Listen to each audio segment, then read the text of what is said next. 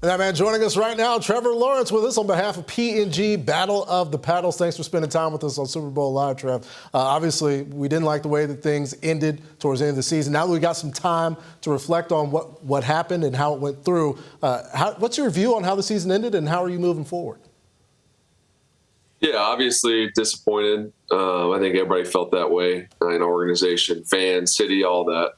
It's disappointing to finish the way we did, especially where we were at 8-3 at one point in the season. I think it's an eye opener for us, and I think it could be a good thing for us in the long run. And sometimes when you have a season that finishes that way, especially not making the playoffs in the position that we were in, it kind of heightens the sense of urgency for everyone. We know, all right, we're not where we need to be. We're not where we want to be, and you're coming off that instead of, maybe a year, maybe we make the playoffs.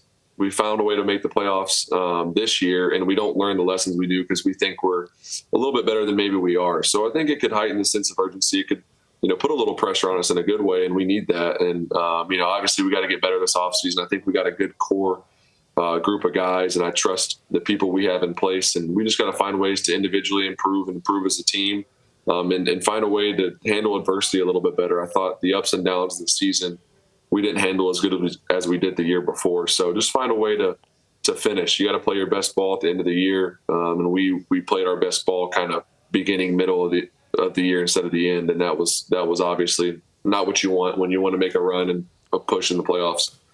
Trev, as franchise quarterback, everyone always expects you to show up regardless of injuries and those things. But injuries and lack of playing time, lack of practice time can certainly impact how you perform. How do you deal with it when you're not able to get the normal practice time and you're dealing with physical ailments, but you're still expected to play at a high level? Yeah, it's a good question. I think I know that's a part of this sport, and there's no excuses when you go on the field. When you step on the field on Sunday, you're expected to perform, especially as the quarterback, and a guy that I touch the ball every play, have a big impact on the game. And you got to play well to win. Your quarterback has to play well in this league. And, that's one obviously regret I have is that I don't think I played my best at the end of the season. And I wish I'd played better to give us a shot. So that's something where I got to learn from. And, if I'm on that field and whether I'm banged up or what, you're going to be banged up at the end of the season, no matter how healthy you try to stay or how much success you have doing that. You're going to have to play through some stuff. So, I got to find a way to play better through that. And, I'm looking forward to getting another opportunity next year, obviously. But I think we definitely took some steps in the right direction, even though it didn't finish the way we wanted. I think individually, there's things that I wanted to get better at: accuracy, throwing the ball down the field, some situational things that I think I did improve on. And it gets outshined, obviously, by the way the season finished. But I got to keep just taking those steps in the right direction. And us as a team, we got to keep doing that. Trev, one of the things that quarterbacks are always, that outsiders always talk about quarterbacks is game manager, game changer. When you're a talented quarterback like yourself, how do you balance between being the risk taker, the gunslinger, to being a little more conservative based on the situation? How do you play that game as a high-end quarterback? You have to manage the game. Every quarterback that has success has to do that. And I look back on games where we've won or I've played well. I typically, obviously, you're going to flash and make some plays. I think I have that ability and have that confidence in myself, but you have to manage the game in order to give yourselves a chance to win, especially at the end of the game.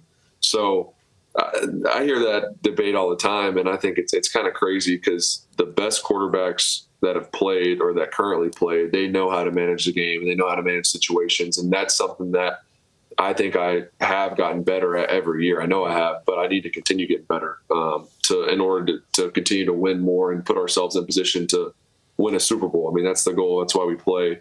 That's what's on our minds down here in Jacksonville. So being realistic about it, you got to keep getting better at that. And you have to be able to manage the game. I trust my ability, but that only takes you so far. You gotta play smart. You got to make the right play at the right time, especially at the end of the season when the margin is really, really thin.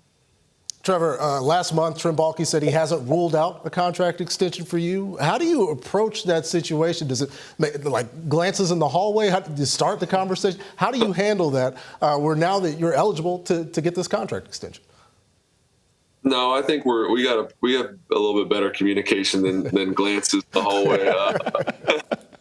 But no, it's something I'm not concerned with. Obviously, I would love to get a deal done at some point, whether it's this year, next year, who knows. I'm not really worried about that, but obviously you want to have some security and you want to make money. You want to play and do as well as you can, but at the same time, I know I have a job to do regardless, whether I get the extension this year, next year, whenever it is.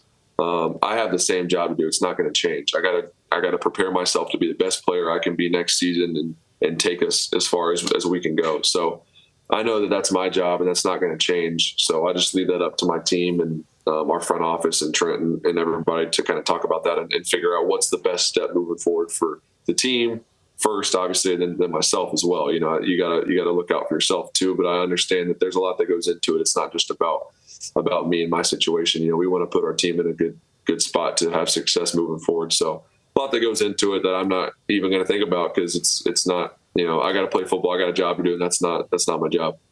Well, Trevor, let's talk about one thing you are working on. Tell us about the work that you're doing with PNG.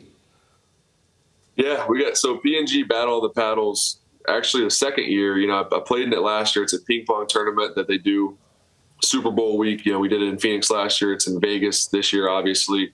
It'll be tomorrow night, February 7th, 8 p.m. Eastern time. You can watch it on Overtime Season's YouTube channel, but I'm representing Head & Shoulders. I'm sure you guys could assume as the hair. That's kind of the only hair thing I've done. I did it last year and running it back round 2 again. So gotta get something that's going to get my hair right for the big ping pong tournament tomorrow night. Well, we have the ultimate faith, Trevor, not just in your ability at quarterback, but in your ability to manage that flowing mane out there at the PNG Battle of the Paddles. Jags quarterback Trevor Lawerence, thanks for joining us here on Super Bowl Live. Thanks, guys. Appreciate y'all. Appreciate you, man.